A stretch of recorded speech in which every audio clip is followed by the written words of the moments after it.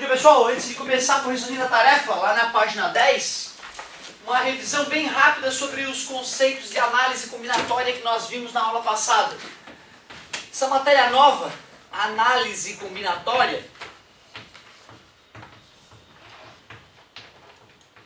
é uma matéria bem interessante, bem bacana, que a gente começou a ver aula passada, ontem.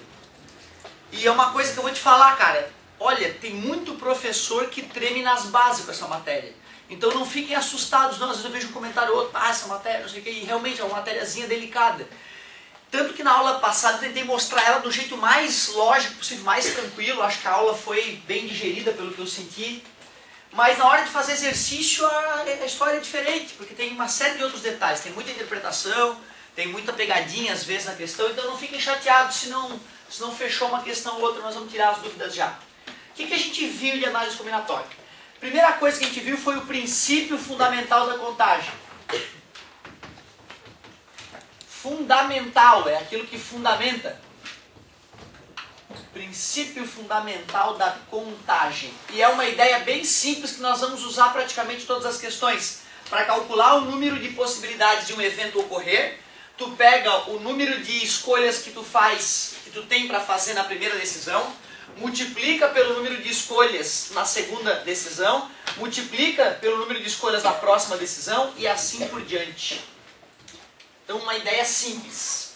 Depois disso nós vimos que tem uma situação clássica, que é a tal da permutação, que é quando a gente tem um grupo, quando a gente tem um certo grupo, e vamos simplesmente trocar a ordem dos elementos do grupo para formar um novo grupo.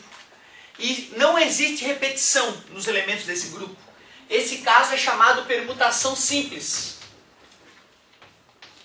E usando o princípio fundamental da contagem, nós vimos que a fórmula para a permutação simples, P de n elementos, então eu tenho n elementos para trocar a posição, é n... Como é o nome disso? Fatorial. N fatorial, ou seja, tu pegar o número de elementos, multiplicar por 1 a menos, multiplicar por 1 a menos, até chegar no 1. Só que nós vimos que eventualmente, dentro desse conjunto que vai trocar a ordem dos elementos para criar novos conjuntos não, mas novas situações desse conjunto, quando há repetição de letras, aquela troca de letras acaba não gerando um novo conjunto. Por isso que se tem repetição, a fórmula fica alterada. Mas é uma alteração bem simples de entender, né? O que é o beta, o alfa, o gama? É o número de vezes que um determinado elemento se repete. Só isso, nada demais. Então, nós discutimos essa fórmula aí para permutação com repetição. E aí finalizamos a aula discutindo rapidamente uma situação chamada arranjo. Alguém arriscaria nos relembrar aí qual é a situação de um arranjo simples? Primeira coisa, a ordem interfere. Combinação, a ordem não interfere. E aí qual foi o exemplo que eu dei de combinação, por exemplo? Salada de fruta é o clássico. Ah, vai ter que ter uma saladinha de fruta na nossa prova para tu aplicar uma combinação. Hoje nós vamos, depois da correção, se der um tempinho, a gente já vai ver essa última fórmula que está faltando da combinação. Arranjo, a ordem importa. E como é que é a situação? Porque permutação tem um grupo fechado e eu só vou trocar a posição deles. O que difere permutação de arranjo? Tu lembra? Tinha até assim, ó, A, N, P. O que é esse N, P? Alguém lembra? N é o número de elementos total. E o que é o P? É o pequeno grupo que eu vou formar. Então, por exemplo, eu tenho 10 letras e quero formar grupo de 3 letras. Então o N é 10 e o P é 3. A gente lê arranjo de N elementos agrupados P a P. Lembra? Arranjo de N elementos agrupados P a P. Adivinha como é que se lê isso aqui então? Ó?